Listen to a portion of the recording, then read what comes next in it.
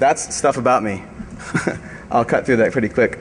All right, so the deal with this is we as security professionals have a crap ton of tools to deal with on a daily basis. I know that I work in the Virginia Tech, I work in the IT security office there, and we have the Tomb of Software, which is a 100-sleeve DVD case. I'm sure you guys have something similar.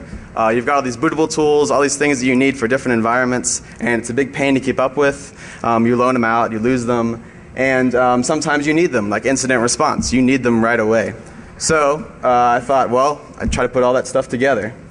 So what Katana does is it brings a bunch of live distributions, like Backtrack, together with portable applications that will run in Windows from a single USB flash drive. So no longer keeping up with the tomb of software and wondering which computer that certain thing is installed on. You can put it all on a single flash drive, keep it in your pocket. Very convenient. I'm sorry, it's not showing up in here, it's showing up in there, so I'm definitely not messing with it.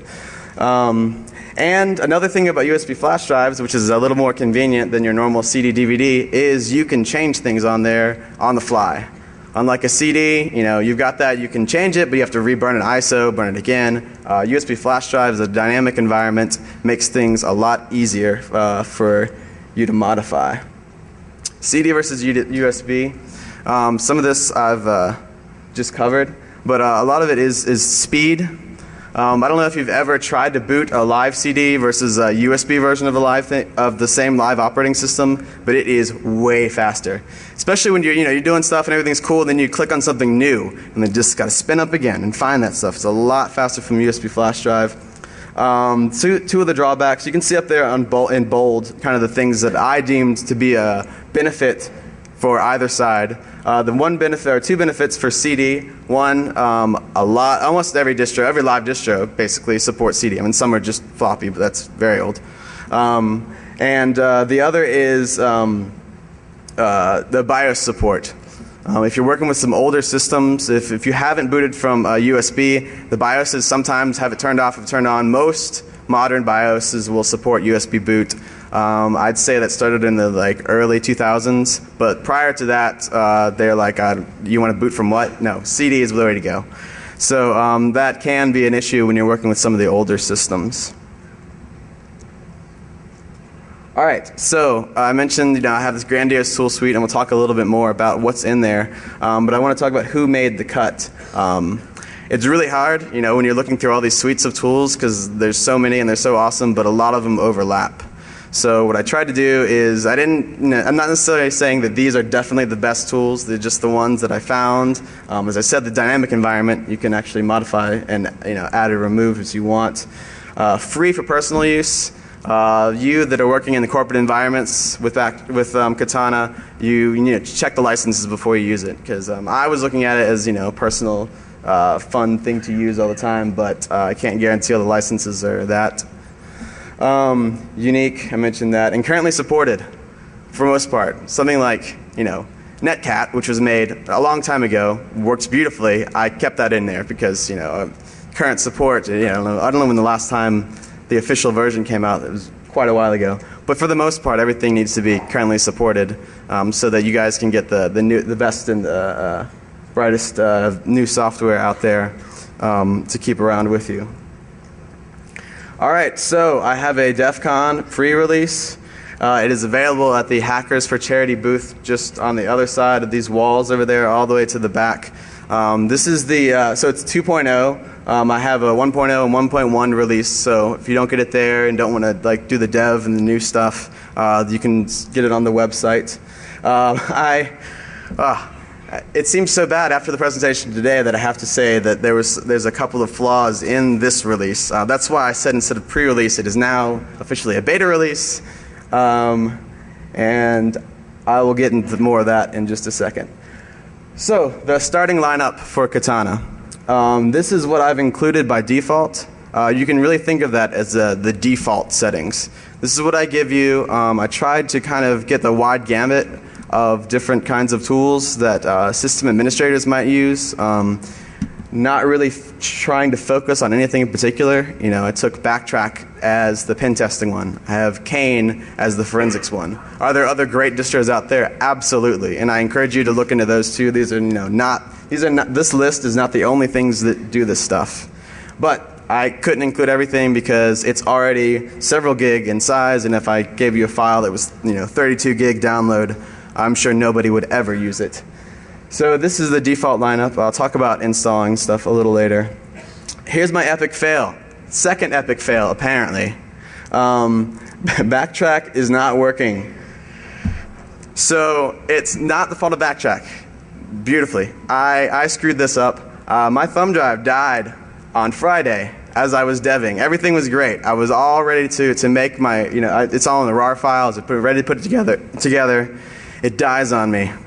My last backup was 2.5 weeks prior to that. So I know, and lessons learned. Lessons learned, people. I had a backup. What does it say? Backup often. Back up the backup. And back up often. Okay, let my mistakes, you guys can learn from that. Yeah, so that was awesome. So basically, using some of the forensics tools provided, plug, I could not use Autopsy to recover all my files. Very sad. This is forensics hints for some of you people. Autopsy is awesome. I ran strings against the entire 8 gig flash drive and had to analyze that, so I got a couple of things back, like the documentation, and that was really all I got back. So I had to kind of start from scratch-ish from that point. So I spent one day trying to recover, and then I stayed up for 36 hours basically fixing everything that I had done in the prior 2.5 weeks. So I apologize for that not working. If there's any other bugs, especially if there's misspellings, I just there's new features and the stuff should work, and I tested last night. It seems like all the other operating systems working fine, but that particular thing, epic fail on my part. However, there's a simple fix. You don't have to do anything crazy. If you download, I left the RAR. It's actually an ISO, the Backtrack 4 ISO. Download it, burn it, copy the Casper file into the Backtrack folder on Katana, replace all the files. Basically what happened is the whole file system didn't finish copying over. So that's why everything's screwed up. So it is a simple fix, but it's just not going to work right off the bat. Again, 1,000 apologies. Okay, so going back to the original, getting everything to work. The reason you might not have seen a lot of these multi-boot systems before is because they're a pain in the butt to get working just off the bat without thumb drives dying on you. What you need to do is get used to messing with Syslinux or Grub, which are the bootloaders. And then there's the initialization files, and that's kind of how I got everything working, because you cannot have duplicate directories in the same structure. And that is a fact that everybody here should probably know. So what happens is all the file systems want to load from a certain area, so you have to change that area. So you have to figure out how to do that, and every single operating system is different. So it would be beautiful if there was one quick fix for everything. But no, I have to analyze every operating system differently.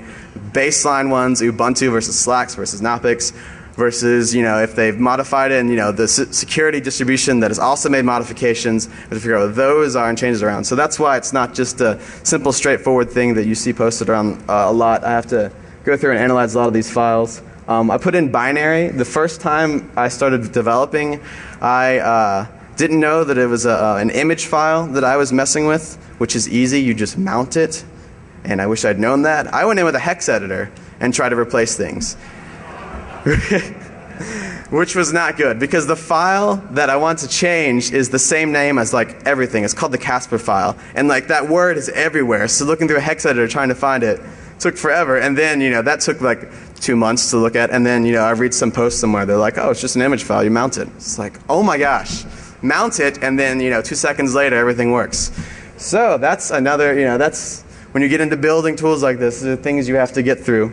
And that was about a year ago. I guess I should have mentioned I started this project about a year ago, right before DEF CON last year. And the cleanup. I tried to make this, as I said, I wanted to make a dynamic environment, people to be able to change and update things as they want. So I tried to clean up the folder structures so you didn't have, I mean, if you look at the Ultimate Boot CD, it's got folders strewn everywhere. It basically looks like the systems folder in Windows. You know, you just get all kinds of stuff. So I made a big effort into making things in nice little compact directories. You know, you go into the root of Katana, you see, you know, the backtrack directory or the cane directory, and you say, okay, well, that's where that stuff obviously is. It wasn't that way originally, so I've made a big effort to make it a lot easier for people to modify on their own. So, adding distros. I don't have a ton of time. I'm a grad student, and I am trying to graduate soon. So I can't devote all this time to all the great distros out there. And there are so many out there that it's very difficult. I just try to cover what I can. So I'm going to go through a little bit about how you can add your own distro, or you know, popular distros that I haven't supported yet, how you can go through and make these modifications to add your own. So I'm going to give the example of Samurai, the current version of Samurai. Pretty simple in the beginning. So you just get the ISO, download it, you mount it, or you burn it, however you want to get access to it, and save it. Yeah, for this particular one, yeah, you just make a Samurai directory, since it's called Samurai. In whatever distro name, you kind of insert that there. And then this is the tricky part, is figuring out which initialization files to mess with. For basically Ubuntu versus Knoppix, a lot of those are the same. I'll cut through this pretty quick because I know this is dry and boring, but I want to keep these in the slides for people to contribute to the project. So yeah, this is just an example of, for this particular one, the file structure that needs to be changed. And then you change the boot menu, adding everything there. And you edit and add some more stuff to the main configuration file for the boot menu. And that is long and boring. So I'm just going to show you if this works. I would be very lucky if I could actually do this. Oops. Yeah, okay, there we go. This is what it looks like when you boot up. Same as a lot of other distros if you're used to booting from live stuff. It's here. Most of the stuff works except for the first one, which most people will end up using, so that makes it like the worst possible thing that could have failed. So when you add stuff in here, it'll pop up. You add a new distro, pop up in the menu section. Congratulations, you've got an even cooler tool on you. Okay, leaving that and going back to the demo. Oh, going back. Okay, so I just went through that boring information about changing initialization files, and right now, the only way I had it is I posted some forums, some explanations. It's kind of technical and whatnot. I've created a script front end to make things so much easier. So you don't have to go through all the pain that I've gone through in developing it. All you have to do is select which one you want to install. Oh, thank you. Thank you. I'm going quick too, but thank you for the applause. Yeah. So this should make things a lot easier, and maybe things will work for you guys. So all you have to do, you select which one you want to the distro. Right now I have 3 different ones working. You download the ISO, you tell it which directory, and you hit go, install, and it'll install for you. It's like Unet Booten. I think a lot of people have probably used that before to install things, except they only install one at a time, and I have to somehow figure out how to make all these things work together happily. So right now I have 3 different ones working: Samurai, WeakNet, and something else that I'm forgetting off the top of my head. But hopefully by the full release I'll have at least a dozen is what I'm shooting for. So while you already have 10 distributions on there, you can if you decide I want the kitchen sink, you can have 10 different distributions, or I guess at that point like 20 different distributions on your thumb drive for any kind of response. As I mentioned before, I encourage people to look into other ones because I don't have a lot of time, and then I can add that to this. So your contributions help quite a bit, and especially if you're developing a distro and like to add it here, I can walk people through how to do that for their individual distro. Okay, this was the basic navigation stuff. I just kind of included these slides because I wasn't sure if people had done that before. So getting on to the Katana toolkit. So the live ISO side, a lot of people are used to, the live booting side. Not so many people have used portable applications. So what portable is basically it means it doesn't have to install onto your host system. That's not to say it doesn't actually edit some registry or make some other modifications. So I wouldn't say it's 100% forensically sound to run all of these, to say, oh, no modifications were made. But you don't have to install them. So they run quick. You've got a whole suite of tools. They'll run in the native environment. Actually, this is funny. For about 2 months, my host operating system was screwed up, so I was booting off of Backtrack 3 live. And I didn't have OpenOffice, and I needed it for class. So I actually ran portable OpenOffice through Wine in Backtrack to get OpenOffice to work easily. And later I found out you can actually add Slack's file to get that done. But at the time, that was an interesting way to get through it. So Wine is a Windows emulator, for anybody who doesn't know that. And so this portable application was running through there. I ran VLC through it. It worked pretty well. So, you know, some of these applications that I'm talking about on this side, you can actually run in Linux through Wine. But a lot of them are targeting Windows systems, so they're not going to really be too proficient. What? Okay, yeah, that's true. That's true. I knew I'd misspeak somehow. Wine is not an emulator, but it will allow you to run Windows files. Everybody's kosher with that? Okay. So what happens when you speak at DEF CON? You just get called out like that. And the other option is Ultimate Boot CD for Windows. If anybody's ever messed with that, it's pretty cool. It's not included by default because of Microsoft licensing stuff. Boo. Come on, I didn't get a boo for mentioning Microsoft licensing stuff. Yeah. All right. Thank you. Thank you. It's a portable version of Windows XP-ish. It's called Windows PE. You know when you install Windows and you have that nice little boot menu and all this stuff's going on, it actually loads this small condensed version of Windows into memory, and that's what controls everything. This extracts it. So it won't run everything beautifully, but it'll run some of the stuff so you can kind of carry around a portable version of Windows with you, which can be very helpful in certain situations. And configuration and updating. It's very simple to do. I'll show you in a second the structure of everything, but you want to update it, you can update it. It's a USB, so you just have to install it in a certain directory. Bam, it's an updated. You don't have to worry about waiting a year for the new ISO to come out. You can update it instantly or add your own files, whatever. So these are kind of the areas I focused on. It's the basic stuff that I feel like anybody would look into security and want, and sysadmins, all that kind of stuff. So there's a lot of tools. There's things like, I guess I'll go to the next slide. These are just a few of the tools that I've got running on there. Things like, Cygwin has a ton of stuff, especially for us Linux people. It's nice to have a portable version of Cygwin around because you're like, I have all these cool scripts for Linux, and then I got to work with these, Windows boxes. What do? Cygwin on a stick, very handy. All kinds of other stuff. A lot of these, about half of these are actually new to this edition. So if you're thinking about, Backtrack screwed up, I don't want to go and get that. This one, a lot of the new stuff is like Nmap and Kane and Metasploit. And I haven't fully tested Metasploit, but it works and it runs, and I haven't seen anybody else who actually got it running in Windows on a USB drive. I feel like if I say that in this crowd, somebody would say, I know, but as far as I know, this is the only place that Metasploit's running in Windows off the flash drive. There's all kinds of other tools you might recognize on there. It's pretty convenient. And adding your own applications. In Windows, there's a lot of portable app websites out there. Those are the ones I've gone through.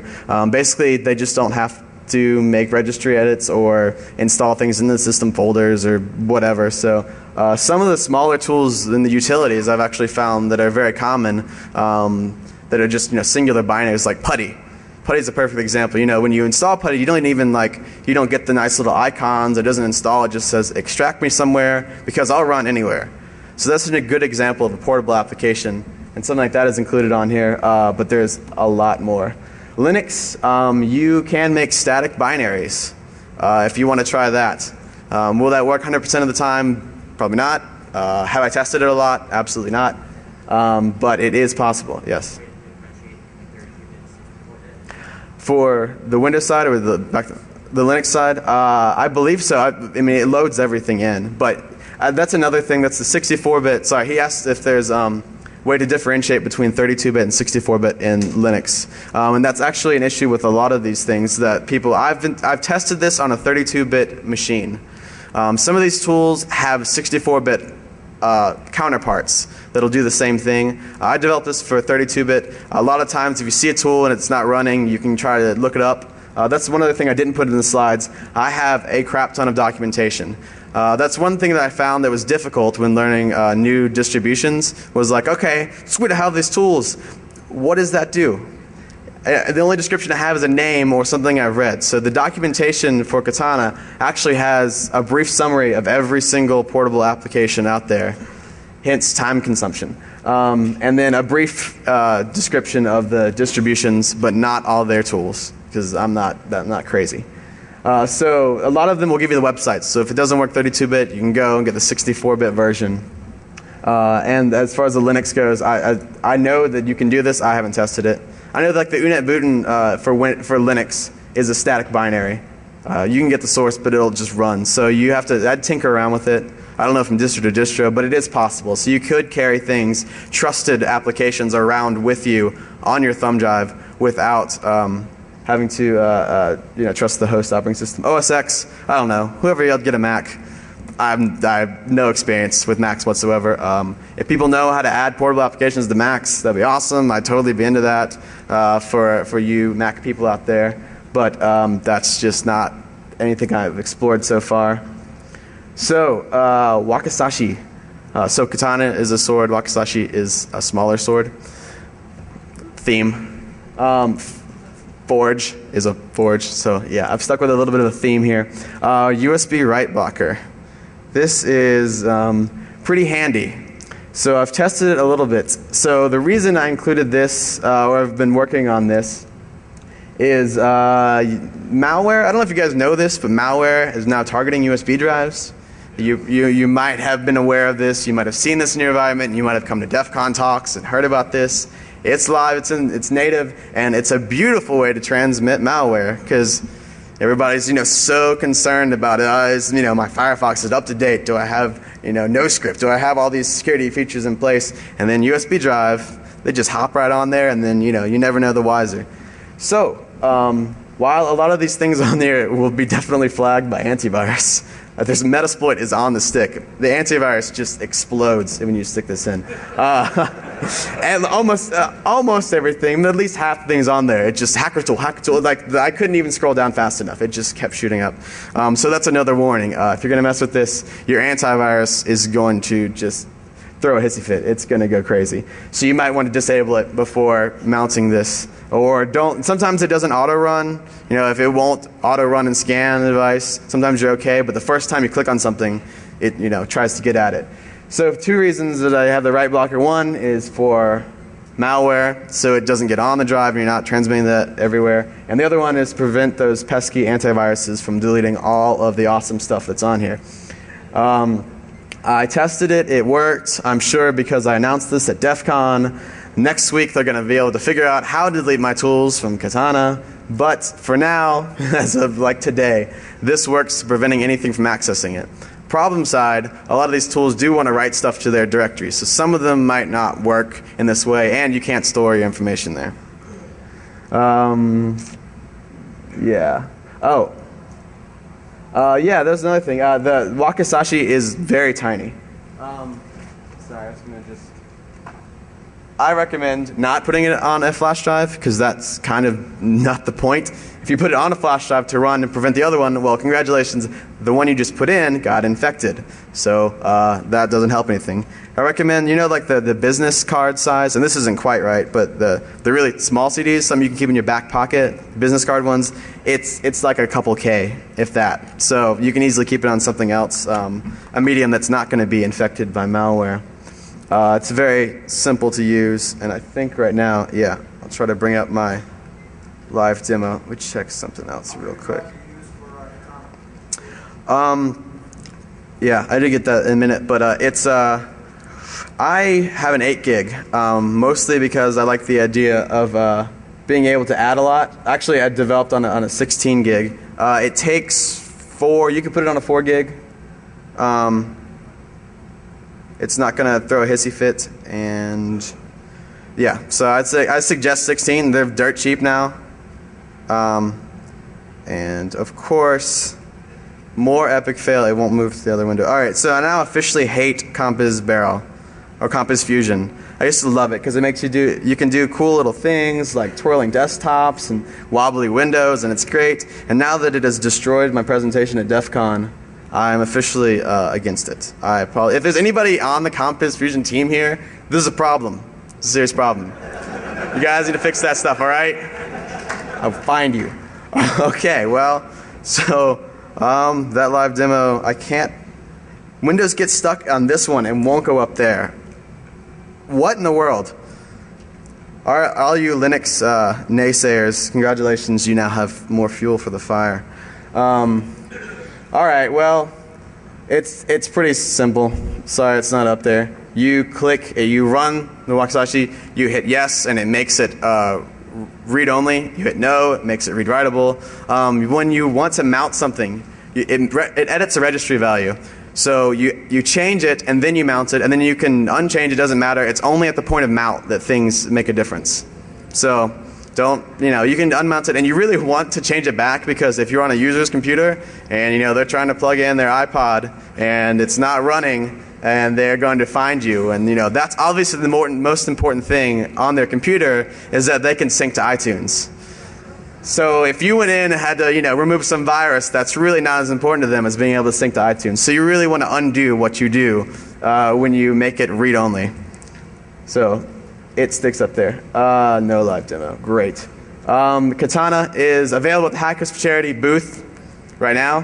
The older versions are available on my website. So here's the 4 gig. The new one, I'm still in debate about adding some other live distributions, but for now it's about 4 gig, so you can run on a 4 gig drive. It's a RAR file. I think I get to that in a second. Yes, it's a RAR file. I have so many people ask me, why can't I burn this to DVD? It's because it's not supposed to be burned to DVD. It's a RAR file. You extract it. It is on DVD there, but in RAR format. So you extract it, you run it. The instructions are on there. I just thought I would put that out there because people come up to me all the time or send me emails and stuff and say, I can't get this to work. You extract it into the root of the flash drive. If you extract it into a subfolder, it's not going to work either. So those are the 2 biggest problems that I get all the time. Yeah, I think that's most of it. That's just the instructions there. You can create an ISO. This is new for this version as well. There's a couple new things. The Forge one is new. This is new. It works okay. Some of the live distributions change a lot of things around between USB and CD versions. So while it will it's really nifty if you want to hand it out to a lot of people. You can create you can create the portable application stuff. You can configure it any way you want, add, remove, whatever. Hand it out to all the people you work with, and then you have all these tools on there. So a live ISO option is really good. Some of the applications, or some of the live ISOs will boot, or some of the portable distributions will boot. By the time this is full release, I hope to have them all working. Right now it's just some of them working, but that is the final plan, is to make the ISO exactly the same as the USB version. So tips and tricks. Since you're working in a live environment, scripting is awesome. The one beautiful thing about live is, and I know this is why I really enjoy it, I screw things up sometimes that might have come across already. And so it's nice to be able to boot into a live distribution, do whatever you want, absolutely anger the kernel, and then you just reboot and everything is magically back where it was. So that's one of the great parts of an ISO. But the other flip to that is modifications can be tricky unless you do persistent. I'm not going to talk about that much here, but look into persistent mode. You can actually save things on the system. So if you do want to update backtrack, you want to update Ubuntu, you can. If you boot into persistent mode, it will store it there. Everything should work fine. But if you, like me, enjoy the live environment and being able to mess around with things and not having fear of screwing stuff up, scripting is awesome. This is just a couple of URLs for portable applications that you can look into. As I said, I didn't include all of them. There's a lot of them in there. Actually, I did find this one website for OS X stuff, but it's like the really high-end open source applications like OpenOffice, so there wasn't really any security stuff.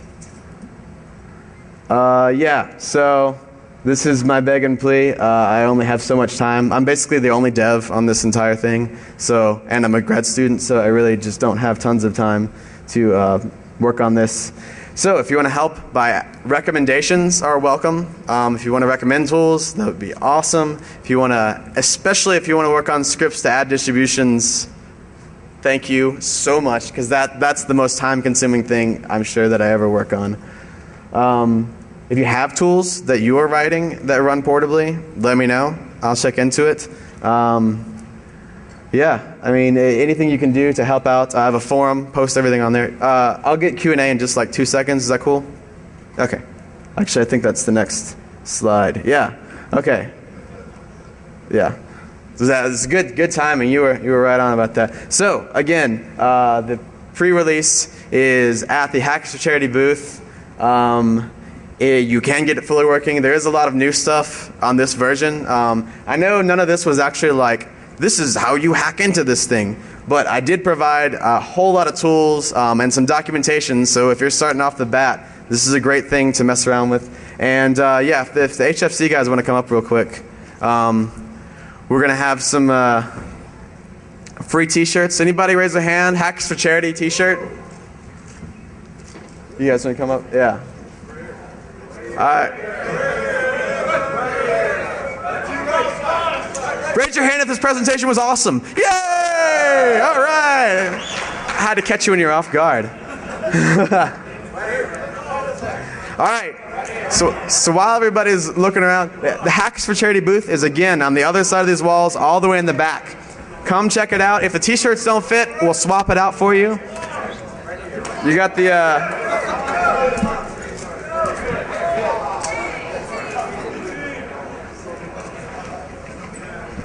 all right, my last thing before I'm going to do a little bit of Q&A. We are doing some auctions there.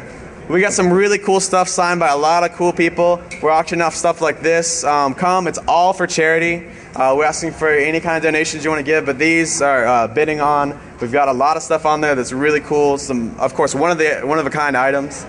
So yeah, check it out. I guess I have a minute for Q&A or 5 for Q&A. But I'll probably head over there after I answer this question. So if you want to get the new version and want to talk to me, I'll be over there. Yeah, go ahead. Yeah.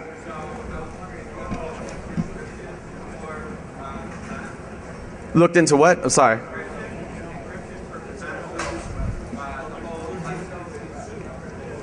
So the problem, the difficulty, he was asking about, he said he loses thumb drives all the time and was wondering about encrypting a thumb drive. Yes, you can. The problem is it depends on your environment. If you're Windows only, you can say, hey, you can slap TrueCrypt on there, encrypt it, and that's great. But if you want to go to the Windows side or OS X side, then you have to get that software working and unencrypting it the same way. So because it's portable, that presents a problem.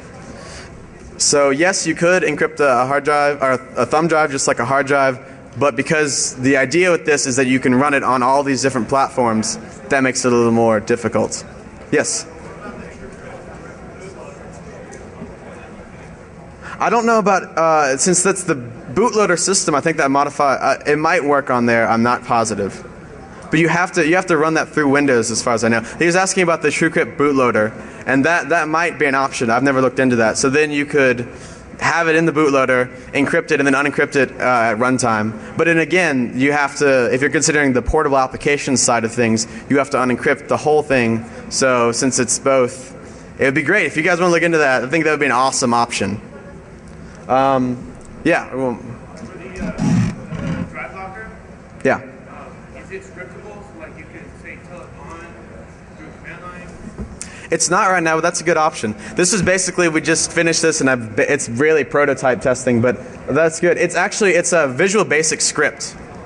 So you can modify it any way you want, and it'll run on any system. The 32 versus 64-bit, whatever, it's a Visual Basic script. Because on the Windows side, you can add it to the auto-run.ini file. So if your system auto-runs, you can put the USB drive in, have it auto-run. Yeah. What I have for the Katana portable pops up as the auto run. So like the portable applications, if you click yes to the auto run, that pops up first. I could maybe look into adding that, but yeah, that's a good point. If I could get that running in the auto run, it'd probably make more people more conscious. Yeah. Yeah, that's a good point. He said you can run the auto run and it will work before the drive is running, but I don't know. I don't trust that as much as once it's physically in, I just consider malware able to access it. So, it might be good, but it might not be the absolute perfect way for doing it. But it is an option. You could do that the first thing off the bat. Yeah. One of the things I do is those SD card readers, they actually have a lot of points. Yeah. And there are actually USB write blocking hardware that you can buy that's not like $100. It's not terribly expensive. The SD ones? So it makes it read only? Oh, okay. The gentleman here was saying that there are SD card ones, and this should run off of any flash disk, hard drive, whatever. You can install it to your base system if you want. Everything should work there. But you can buy SD card reader write blockers that for like $30. So I didn't know that. That's pretty good. Is it really? Oh, yeah, that might be a good option. So if you can get a USB adapter for it, for a write blocker for the SD cards, if you get a USB adapter, then makes it more universal. So yeah, that seems like a cool option. All right, I think I'm gonna head over to the HFC booth. You guys have more questions? You want to get the pre-release? We'll see you there.